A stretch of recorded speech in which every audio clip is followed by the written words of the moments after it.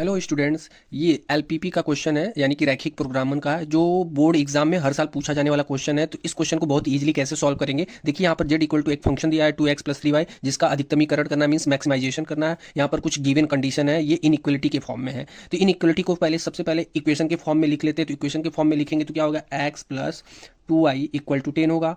अब देन यहाँ से राइट हैंड साइड को इक्वेशन को 1 बनाना है तो इसको कैसे कर सकते हैं, x/10 कर सकते हैं एंड y/5 कर सकते हैं, इक्वल टू क्या बन गया 1।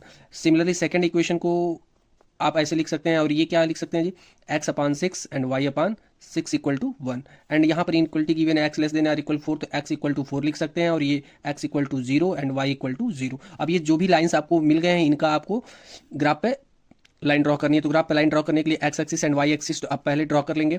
ये आपका x एक्सिस हो गया और ये हो गया y एक्सिस। तो x पे ये 10 जा रहा है, सपोज दैट 10 यहाँ पर हो, एंड y पे ये 5 जा रहा है। तो इस लाइन को आप ड्रॉ करेंगे तो ये ऐसे ड्रॉ हो गया। ये किसका इक्वेशन, किसका लाइन है, x+2y इक्वल टू 10 का लाइन है। एंड सिमिलरली x+y का लाइन ड्रॉ करना है, x+y इक्वल टू 6 का। तो ये देखिए x पे भी 6 जा रहा है, y पे भी 6 जा रहा है। तो कहाँ पर होगा, ये 10 था तो 6 पहले आएगा कहीं ना कहीं, और ये 5 था तो यहाँ 6 जाएगा। तो इनको आपस में मैच कराइए। तो इनको आपस में मैच करा दिए तो सपोज दैट यहाँ जा रहा, तो ये किसका लाइन हो गया जी, x+y इक्वल टू 6 हो गया। एंड एक लाइन अभी आपके पास और गिवन x इक्वल टू 4, तो ये 6 था तो 4 कहीं इधर आएगा। तो जब x इक्वल टू 4 ड्रॉ कर लिए, अब आपको किस रीजन के अबाउट इसका सोल्यूशन मिल रहा है। तो जब भी यहाँ पर x और y इक्वल टू 0 रखेंगे तो ये 0 हो गया, यानी कि 0 10 से लेस है, यानी कि सभी रीजन इसी साइड में आएंगे जो भी सेटिस्फाई होंगे। तो आपको ये रीजन फाइंड होगा। तो ये इस सोल्यूशन का रीजन है, ठीक है।